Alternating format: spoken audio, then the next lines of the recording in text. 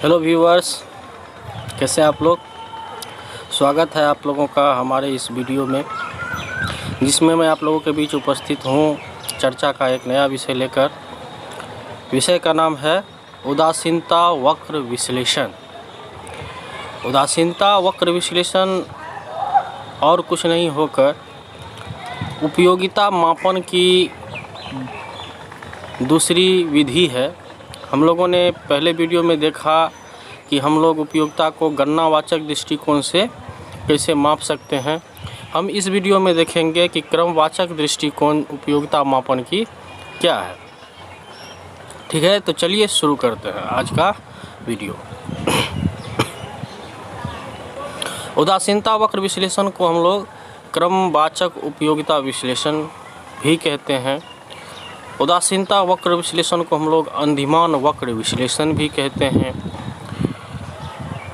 सर्वप्रथम 1881 ईस्वी में ही इस तकनीक का आविष्कार ब्रिटिश अर्थशास्त्री एजवर्थ द्वारा किया गया था। फिर कालांतर में J.R. हिक्स और R.G.D. एलन ने इसको वैज्ञानिक रूप में सभी के सामने प्रस्तुत किया। पुनः हिक्स महोदय ने अपनी पुस्तक रचना की, जिसमें इसे एक पूर्ण वैज्ञानिक रूप दिया, और सलस्टकी महोदय ने इसे पूर्णता प्रदान की थी इस थ्योरी को। जो आपके स्क्रीन पर दिख रहा है ये कुछ फैक्ट हैं इसके संबंध में, जो बराबर परीक्षाओं में पूछे जाते हैं। विद्यार्थीगण इसे याद कर लें। चलिए आगे चलते हैं। इस दृष्टिकोण के अनुसार उपयोगिता की गणना नहीं की जा सकती, बल्कि उसे एक अधिमान क्रम दिया जा सकता है। इस प्रकार यह दृष्टिकोण दुर्बल क्रमबद्धता पर आधारित है। जैसा कि मैंने पहले वीडियो में भी चर्चा किया था कि हम यहाँ ये नहीं कह सकते कि अमुक वस्तु से इतना अधिक उपयोगिता देती है, बल्कि हम बस इतना कह सकते हैं कि कोई वस्तु हमें किसी अन्य वस्तु से अधिक उपयोगिता दे रही है अथवा कम, और उस आधार पर हम उसको बस क्रम में सजा सकते हैं, लगा सकते हैं। ठीक है, तो यह क्रमबद्धता पर आधारित है यह दृष्टिकोण। सबसे पहले उदासीनता वक्र हम लोग जानेंगे कि इसको कैसे डिराइव किया जाता है। तो उससे पहले हम लोगों को इसके बारे में कुछ मान्यताएं ध्यान में रखनी होंगी कि क्या मान्यताएं हैं जिसके आधार पर इसको डिराइव किया जाता है। सबसे पहला बात कि उपभोक्ता विवेकपूर्ण है, उसके पास जो साधन है उसको क्रय करने के लिए वो विवेकपूर्ण तरीके से अपने साधन को व्यय करता है। दूसरा है घटी हुई सीमांत प्रतिस्थापन की दर। घटी हुई सीमांत प्रतिस्थापन की दर का तात्पर्य है कि जब कोई जैसे गणनावाचक विश्लेषण में जिस प्रकार सीमांत उपयोगिता ह्रास नियम था, लगभग उसी के समतुल्य ये चीज़ है कि घटती हुई सीमांत प्रतिस्थापन की दर, मतलब हम एक वस्तु के लिए दूसरी वस्तु की कितनी मात्रा त्यागेंगे ये घटती हुई क्रम में होगी। समझ रहे हैं आप लोग। मतलब कि एक सेब के लिए अगर हम 2 नारंगी को त्यागने के लिए तैयार हैं पहला संयोग में, तो दूसरे संयोग में अगले सेब के लिए हम 2 नारंगी त्यागने के लिए तैयार ना हो करके हो सकता है उससे कुछ कम इकाई त्यागने को तैयार हो, क्योंकि नारंगी उपभोग की हमारी जो इच्छा है वो कुछ हद तक पूरी हो चुकी है। समझ रहे हैं आप लोग। चलिए अब आगे चलते हैं। वैसे हम लोग विशेष रूप से इसको आगे भी देखेंगे। वस्तुएं एक रूप एवं विभाजनीय हो। मुद्रा की सीमांत उपयोगिता यहाँ स्थिर नहीं है। रुचि, आदत, फैशन, आय और कीमत स्थिर मान लिया गया है। अब चलिए हम लोग देखते हैं कि उदासीनता वक्र उपभोक्ता अनुसूची के आधार पर बनाई जाती है। अनुसूची उपभोक्ता को समान संतुष्टि प्रदान करने वाले 2 वस्तुओं के विभिन्न संयोगों को व्यक्त करता है, जिसे ग्राफ में प्रदर्शित करने पर उदासीनता वक्र प्राप्त होता है। ठीक है, तो कहने का मतलब है कि जब हम उदासीनता वक्र डिराइव करेंगे तो उससे पहले हम लोगों को एक अनुसूची बनाना होगा। जो अनुसूची यह बताएगा कि किसी 2 वस्तु का वो कौन कौन सा विभिन्न संयोग है जो उपभोक्ता को समान संतुष्टि देता है। समझ रहे हैं आप लोग, समान संतुष्टि। तो चलिए हम लोग यहाँ देखते हैं, आप लोग अपने स्क्रीन पर देख रहे होंगे कि ऊपर हमने ग्राफ बनाया है, नीचे एक अनुसूची दिया है। ये अनुसूची में मैंने वस्तु x और वस्तु y कर दिया है। तो समझने में सरलता हो इसके लिए हम इसको कन्वर्ट कर लेते हैं। जैसे वस्तु x को हम लोग मान लेते हैं कि ये चावल है कटोरी में, ठीक है, उसकी मात्रा है मतलब 10 कटोरी, 15 कटोरी, 20 कटोरी, 35 कटोरी, ठीक है। और ये जो है वस्तु y जो है रोटी की मात्रा है, मतलब 28 कटोरी, मतलब सॉरी 28 रोटी, 20 रोटी, 15 रोटी और 10 रोटी, जैसा कि आप लोग देख रहे होंगे अपने स्क्रीन पर। तो अकेले तो 28 रोटी आप खाने से रहे, मान लीजिए आप 5 व्यक्ति के ग्रुप में हैं या 10 व्यक्ति के ग्रुप में हैं जो मिलकर ये किसी होटल में खाना खाने गए हैं। तो तब की कल्पना कीजिए कि सभी लोग मिलकर अगर 10 कटोरी चावल और 28 रोटियां खाते हैं तो सभी का पेट भर जाता है, ठीक है। अब कहा जाए कि नहीं भाई, हम लोग आपको उतनी रोटी उपलब्ध नहीं करा पाएंगे, तो सभी लोग मिलजुल कर विचार करते हैं, ठीक है तो हम लोगों को 15 कटोरी चावल दे दीजिए और 20 रोटी दे दीजिए, ठीक है। मतलब क्या हो रहा है कि एक की मात्रा बढ़ रही है और एक की मात्रा घट रही है। संतुष्टि स्तर क्या है? समान है, एक ही है संतुष्टि स्तर, वो क्या है कि पेट भरना, ठीक है। सभी व्यक्ति का पेट भर जाए, यही संतुष्टि की समान स्तर है। जब हम इसको मान लिए हैं तब हम आगे देखते हैं कि ऐसा होता है।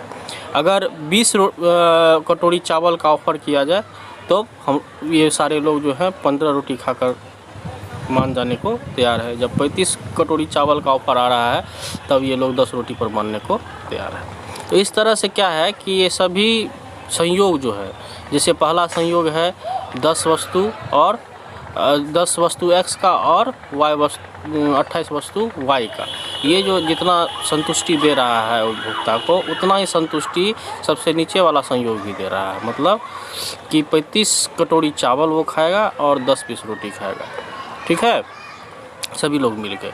तो चलिए अब इसको हम लोग ग्राफ में व्यक्त करते हैं। तो यही सब संयोग जो है, जैसे ये पहला, दूसरा, तीसरा, चौथा, इसी को हम लोगों ने यहाँ लिया है, पहला, दूसरा, तीसरा, चौथा। आप लोग इसको देखेंगे तो जैसे पहला में है कि वस्तु y कितना 28 और वस्तु x जो है कितना 10 है, ठीक है। अब दूसरा संयोग में देखेंगे कि वस्तु x कितना है 15 और वस्तु y 20। तो ये वस्तु x यहाँ 15 और वस्तु y 20, इसका संयोग ये रहा। तो इस प्रकार के से ये जो बिंदुएं हैं, इस सभी को जब हम लोगों ने मिला लिया, ठीक है, तो हम लोगों को एक IC प्राप्त हुआ। इसी को मतलब इंडिफरेंस कर्व, इसको इंग्लिश में इंडिफरेंस कर्व बोलते हैं। एक बात ध्यान देंगे कि इसका नाम हिंदी में अलग अलग बहुत सारे हैं, लेकिन इंग्लिश में इंडिफरेंस कर्व के नाम से ही ये जाना जाता है, इसको ध्यान रखेंगे। चलिए, तो आप लोग मेरे ख्याल से समझ गए होंगे कि ये इंडिफरेंस कर्व कैसे डिराइव होता है और ये क्या व्यक्त करता है। बस ये यही व्यक्त करता है उपभोक्ताओं के एक समान संतुष्टि स्तर को। इसके सभी बिंदु, अनेकों बिंदु हो सकते हैं इस वक्र पर, बिंदुओं का ही तो पथ है ये, तो अनेक बिंदु हो सकते हैं और सभी बिंदु जो है उपभोक्ता के समान संतुष्टि स्तर को दिखाएगा दो वस्तुओं के बीच में, ठीक है। चलिए अब आगे चलते हैं हम लोग। यही चीज़ मैंने आपको बताया कि इस उदासीनता वक्र दो वस्तुओं के उन विभिन्न संयोगों का बिंदु पथ है जो उपभोक्ता को समान कुल संतुष्टि प्रदान करते हैं, ठीक है। अब आगे चलते हैं। अब देखिए उदासीनता वक्र मानचित्र। अब उदासीनता वक्र मानचित्र किसे कहते हैं? तो उदासीनता वक्र मानचित्र मान लीजिए एक ग्राफ में हम लोगों ने 4, 5, 10, 15, 20, 25 जितना इच्छा हो, अगर हम लोगों ने IC वक्र डेराइव किया मात्र एक ही ग्राफ पर, जैसा कि आप अपने स्क्रीन पर देख रहे हो, तो इसको हम लोग उदासीनता वक्र मानचित्र कहते हैं, जो भिन्न भिन्न स्तरों को बताने वाले भिन्न भिन्न उदासीनता वक्रों का समूह होता है, ठीक है। अब यहाँ गौर करने वाली बात है कि जो ऊंचा अंधिमान वक्र है या उदासीनता वक्र है, वो निचली उदासीनता वक्र की अपेक्षा अधिक संतुष्टि स्तर को प्रदर्शित करता है। किस प्रकार प्रदर्शित करता है? तो मान लीजिए ये चीज़ है, मान लीजिए ये इस स्तर पर इस वस्तु का उपभोग सभी उदासीनता वक्र पर किया जा रहा है, तो बाकी ये y वस्तु का। अब देखिए x वस्तु सभी कितना ले रहे हैं,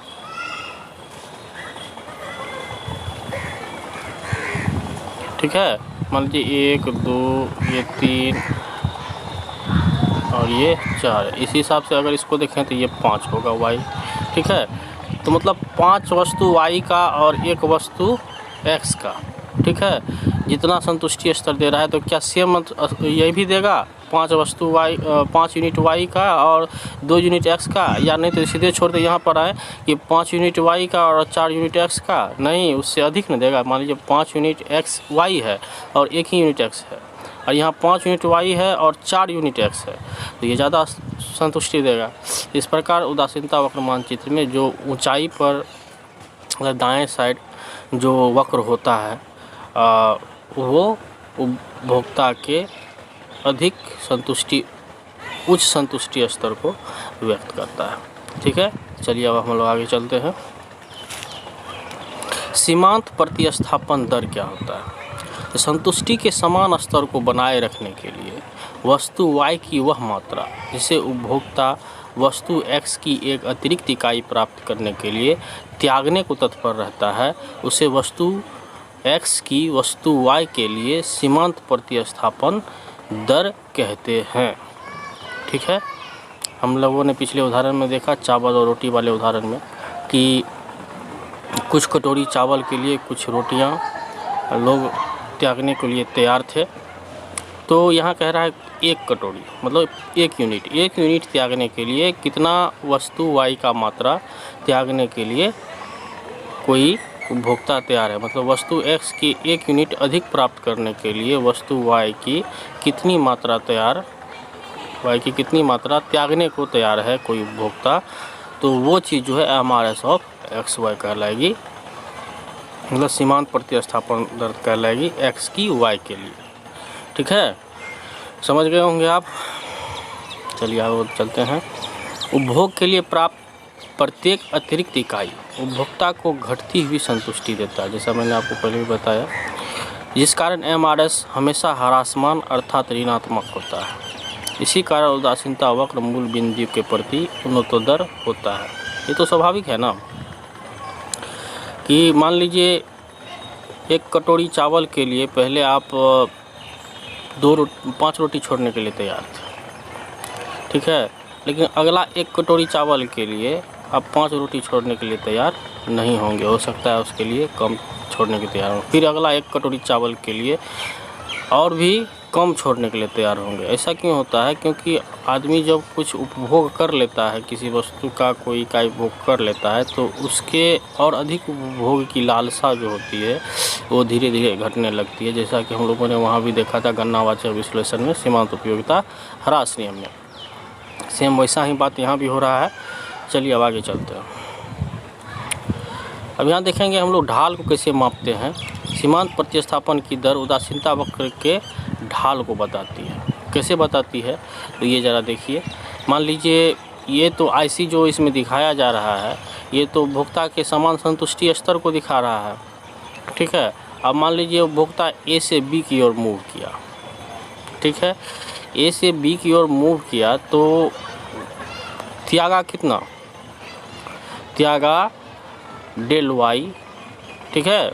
मतलब ये मात्रा त्यागा, मतलब यहाँ आप अपने स्क्रीन पर देख रहेंगे A और C, ठीक है। ये मात्रा डेल y की मात्रा ये जो है इसको उसने त्यागा, ठीक है। अब जो है x का कितना मात्रा गेन किया तो ये डेल x के बराबर ये इसने गेन किया। किसके बदले? डेल y के बदले डेल x गेन किया। तो MRS ऑफ XY क्या हुई? AC बाय AB अर्थात del y by del x, जो कि निगेटिव में होगा क्योंकि डेल y जो है त्याग है, ठीक है, और डेल x जो है गेन है। चलिए अब आगे चलते हैं। अब यहाँ है उदासीनता वक्र की विशेषताएं, ठीक है। उदासीनता वक्र की विशेषताएं क्या क्या है ये आप लोग अपने स्क्रीन पर देख रहे होंगे। उदासीनता वक्र का ढाल जो है ऋणात्मक होता है, अर्थात यह बाएं से दाएं नीचे की ओर गिरता है। क्यों गिरता है? हमने देखा अभी पीछे कि मूल बिंदु की ओर उन्नतोत्तर होता है और बाएं से दाएं नीचे की ओर गिरता है, जिसका कारण MRS ऑफ XY होता है, जो कि हमेशा निगेटिव होता है। ऊंचा उदासीनता वक्र अपेक्षाकृत ऊंचे संतुष्टि स्तर को प्रदर्शित करता है। ये बात की चर्चा हम लोगों ने पहले भी की। उदासीनता वक्र एक दूसरे को नहीं काटते, ठीक है, उदासीनता वक्र एक दूसरे को नहीं काटते। चलिए इसको हम लोग समझने के लिए एक यहाँ नीचे ग्राफ ड्रॉ करते हैं।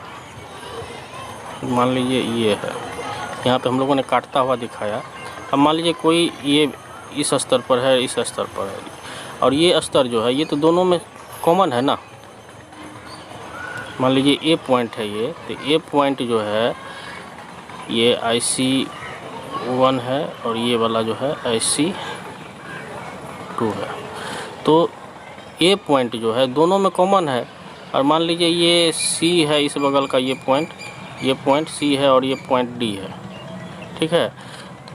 तो C और A और D और A दोनों एक स्तर को नहीं बता सकता, ठीक है, यहाँ एरर हो जाएगा। इस कारण जो है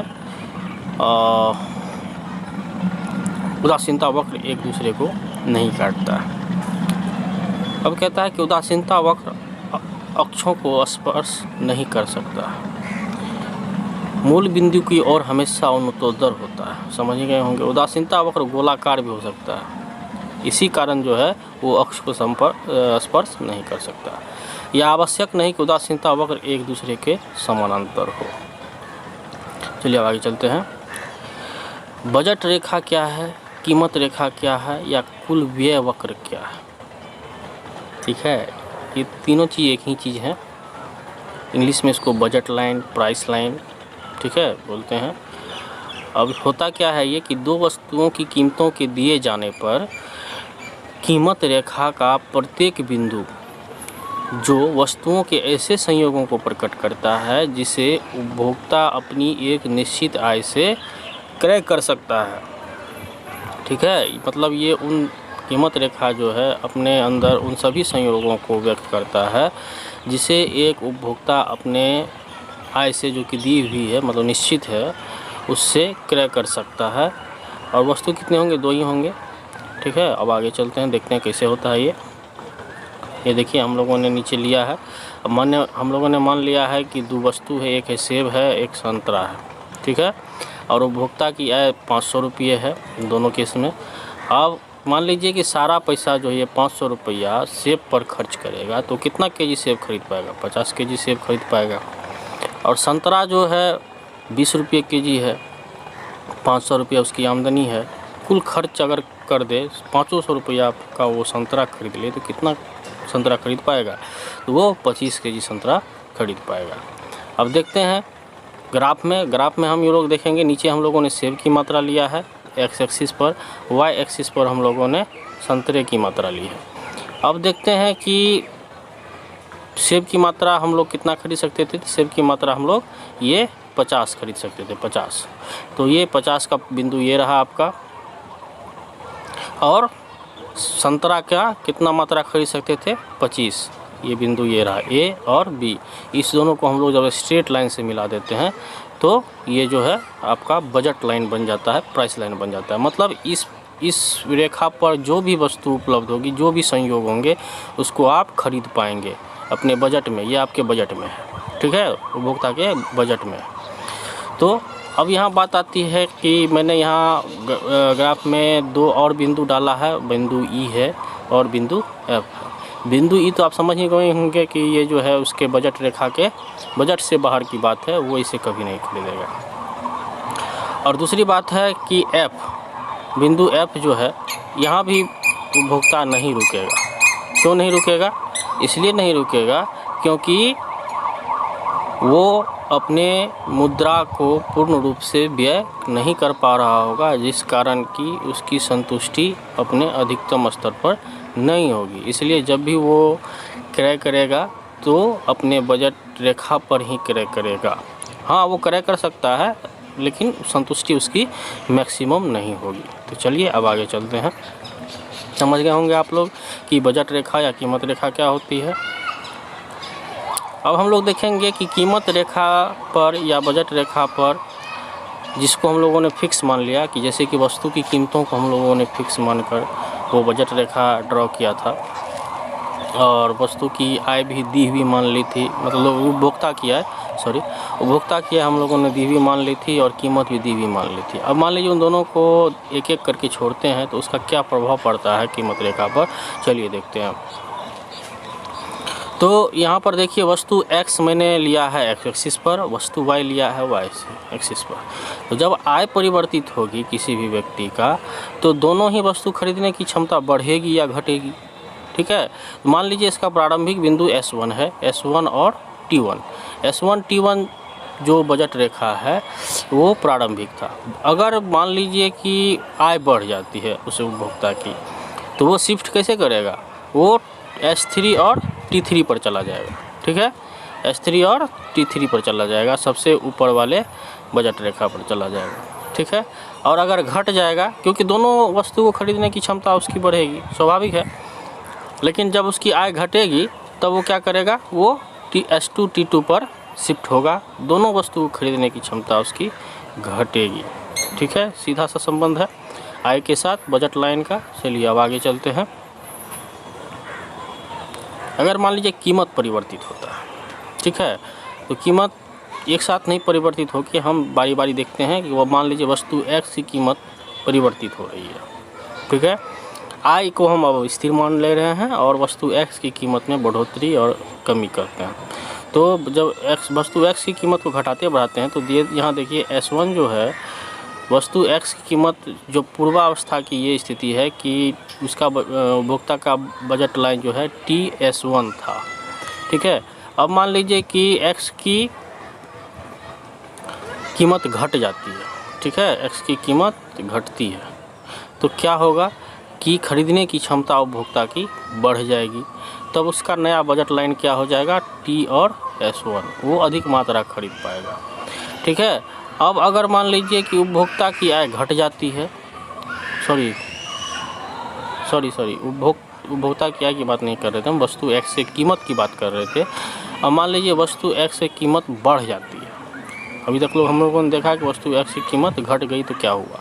अब हम लोग देखते हैं कि वस्तु X की कीमत अगर बढ़ जाती है तब क्या होगा। अगर बढ़ जाएगी तो उपभोक्ता की वास्तविक आय तो घटी हुई प्रतीत होगी, ठीक है। ऐसी स्थिति में वो क्या करेगा कि वो वस्तु X की कम मात्रा खरीद पाएगा, अर्थात उसका नया बजट लाइन हो जाएगा ये T और TS2, ठीक है। चलिए अब आगे चलते हैं हम लोग। अब हम लोग वस्तु Y की कीमत में परिवर्तन करके देखते हैं तो बस वैसा ही फंक्शन होगा। पहले का संतुलन बिंदु अगर T1S है, उसका मतलब ये बजट लाइन, तो वस्तु Y का मूल्य घटेगा तो वो ST3 बजट रेखा उसका हो जाएगा, और वस्तु Y का मूल्य बढ़ जाएगा तो उसका बजट लाइन ST2 हो जाएगा, ठीक है। तो चलिए प्रिय व्यूअर्स, आज के वीडियो में इतना ही। मेरे साथ इतना देर बने रहने के लिए बहुत बहुत धन्यवाद। अगर आप हमारी वीडियो को लाइक करते हैं तो मुझे बहुत खुशी होगी। मैं और भी वीडियो बनाने के लिए प्रोत्साहित होऊंगा, प्रेरित होऊंगा। चलिए धन्यवाद।